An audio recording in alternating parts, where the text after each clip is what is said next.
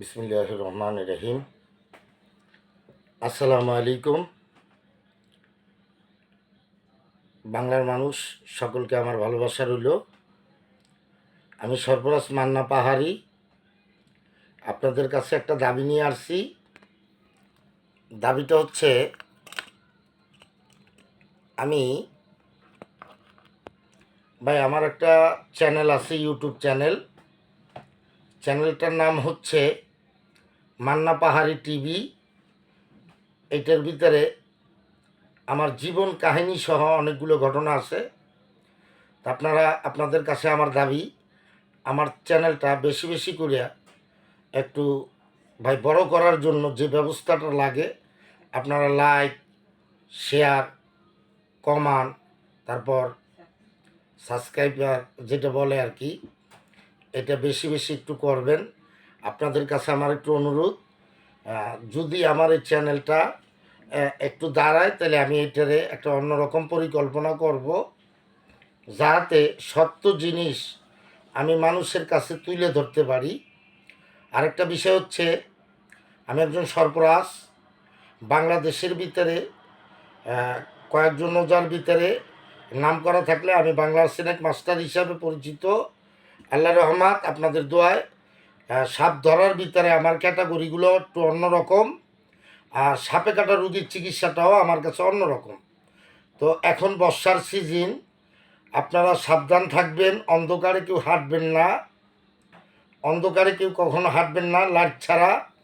যারা গ্রাম অঞ্চলের মানুষ, আজকাল শহরেও সাপ পাওয়া যায়, কারণ সাপ এগুলা আসে পানির সাথে আইসা। এই বর্ষার সিজনটা হলো সাপের একটা ব্যাপার। আপনার আষাঢ়, শ্রাবণ, এটা শুরু হয় জ্যৈষ্ঠ মাস থেকেই। জ্যৈষ্ঠ, আষাঢ়, শ্রাবণ, ভাদ্র, আশ্বিন, কার্তিক, অঘ্রাণ, কিছু সময় অঘ্রাণের সময়ও সাপের উৎপাত হালকা পাতলা থাকে, বেশি থাকে না, দুই একটা ঘটনা আর কি পাওয়া যায়। কিন্তু জ্যৈষ্ঠ, আষাঢ়, শ্রাবণ, ভাদ্র, আশ্বিন, কার্তিক, এই কয়টা মাস মনে রাখবেন। সাপ মানুষের ঘরে আশ্রয় নেয়, উঁচা জায়গায় ওরা ডিম পারে, এরপর ছাউ করে। সাপ কখনোই মানুষকে ইচ্ছা করে আঘাত করতে চায় না, ওই যার যার আত্মরক্ষার জন্য ভয় পায়। আবার কিছু সাপ আছে, একটা জিনিস মনে রাখবেন ভাইরা আমার, মানুষের ভিতরে যেরকমের ভদ্র প্রকৃতির মানুষ আছে, নর্মাল ঠান্ডা মাথার, আবার মানুষের ভিতরে অভদ্র মানুষ আছে। মানুষের ভিতরে দেখা গেছে কমন সেন্সটা বা মেন্টালি সমস্যা আছে। এটা প্রত্যেকটা প্রাণীর ভিতরে আছে। পাগল সাপ আছে, তো আসলে ইচ্ছা করে করে না, কিন্তু যেটা পাগল সেটার তো কমন সেন্স নাই। এটা কুকুরের বেলায় আছে, প্রত্যেকটা দেখেন, গরু, অনেক পাগলা গরু আছে, পাগলা মহিষ আছে। তো যা হোক, মনে রাখবেন, অন্ধকারে কখনো কেউ হাঁটাচলা করবেন না এই বর্ষার মৌসুমে। আপনারা ভালো থাকবেন, আমি দোয়া করি। লাইট হাতে নিয়ে চলবেন। রাত্রে যদি ঘরে অন্ধকারে, গ্রাম অঞ্চলে আপনারা বাইরে ঘরে যেমন প্রস্রাব পায়খানা করতে যদি ওঠেন, আগে ওঠার আগে জোরে হাতে তালি দেবেন, লাইট মারবেন, ভালো করে খেয়াল করে বাইরেবেন। যারা হাঁস মুরগি পালেন, যদি রাত্রে দেখেন চিল্লাচিল্লি করতে আসে হাঁস মুরগি, অন্ধকারে যাইয়া কোনো রকম কাছে যাবেন না, আগে লাইট মেরে দেখবেন পরিস্থিতিটা কী। আর যদি কখনো কাউরে, আল্লাহ না করুক, আমি বলি এরকমের কোনো ঘটনা হোক, এইটা চাই না।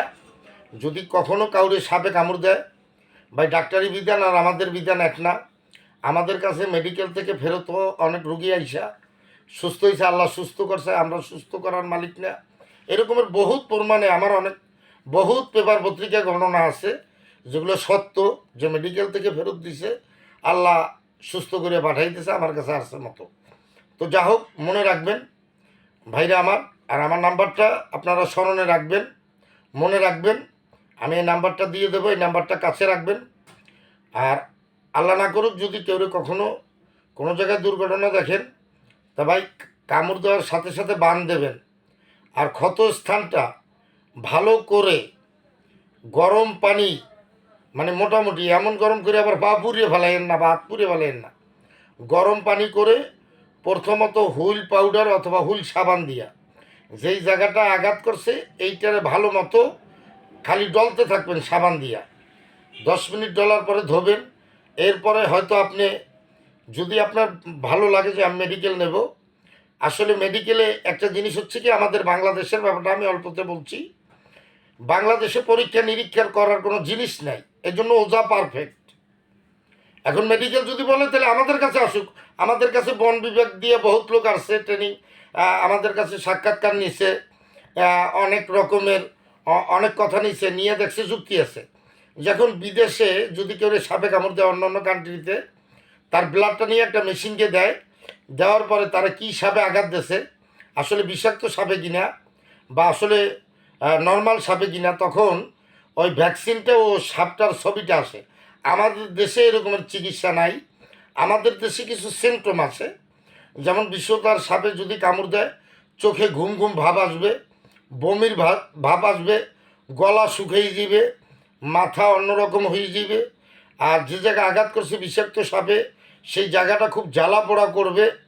ঠিক আছে, আসলে আতঙ্ক হবেন না, নিরিবিলি থাকবেন, ভালো চিকিৎসকের পরামর্শ নেবেন, ভালো ওজার কাছে যাবেন যারা চিকিৎসা বোঝে, যাগো অভিজ্ঞতা আছে, 2, 4, 10, 20 বছর, 15 বছরের অভিজ্ঞতা আছে, তাদের কাছে যাবেন ভাই, কোনো সমস্যা থাকবে না। আর আমি এই ভিডিওতে আমার নাম্বার দিয়ে দেব, সমস্যা ও অসমস্যা জানাবেন। আর রাত্রে অন্ধকারে হাঁটবেন না, রাত্রে ঘরের ভিতরে অন্ধকারে কোনো কাজের জন্যই বাইরেবেন না, খবরদার। আপনি ভালো থাকেন, আপনার এলাকার পরিবেশও ভালো রাখেন। আল্লাহ ভরসা, আল্লাহ সকলকে ভালো রাখুক। আসসালামু আলাইকুম রহমতুল্লাহ। আল্লাহ হাফেজ।